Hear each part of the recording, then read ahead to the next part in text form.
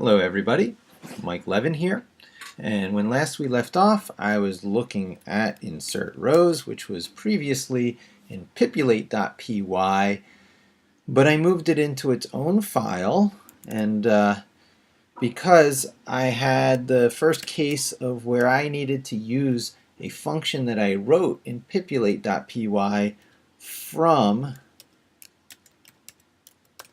functions.py here. So with the attempt to call insert rows, I got global name insert rows was not found, so I realized I had to import it, and instead of importing the entire Pipulate.py, which had a lot of extra code, I just decided to write a file that I named common.py and import it in that way where I can refer to it without the common dot prefix as a namespace. So the API for insert rows is worksheet object, list of lists, and the row to start doing the insert from. And so here's creating the object, here is the call to the insert rows, and then there is the final return of hello. And I have to import things all over the place, so if I cycle through the different files I have, Pipulate.py now has to do the same import, and you'll see this all in the Git repository.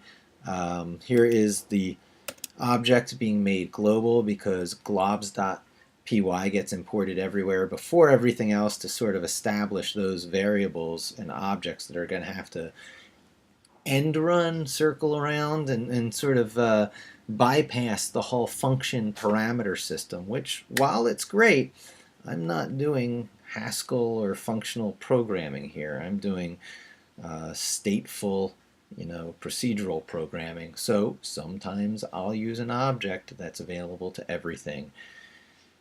And so it should be ready to test. And that's my daily journal. I need to go this direction. So if hello gets replaced here after some rows get inserted, we will know we'll have been successful. So let's take a look.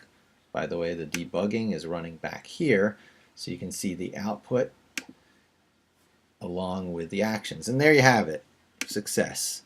There is my list of lists being inserted. Here's the hello, and I had the last row process number correct. And so this is one of those success assured moments.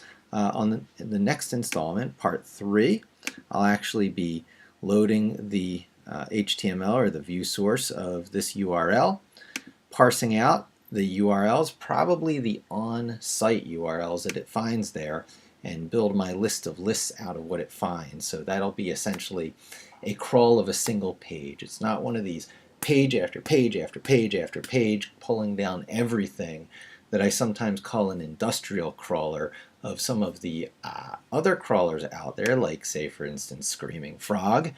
And but it's what you need for a tightly controlled, purposeful, exploratory crawl of your website, which is the kind of thing that you do in the SEO industry all the time, but you're faced with the fact that everything out there is industrial crawlers, from Screaming Frog to the Scrapey module for Python, that just does so much more than what you need to just pull down a few URLs and maybe their titles and metas for examination. So I highly recommend Screaming Frog. You can't get away from the need for a more industrial crawler at times, and it's the one I use. But in the next installment, you'll see kind of like the opposite end of the spectrum. So we'll be able to spot check pages from throughout a site for their readiness for Mobilegeddon this coming Tuesday.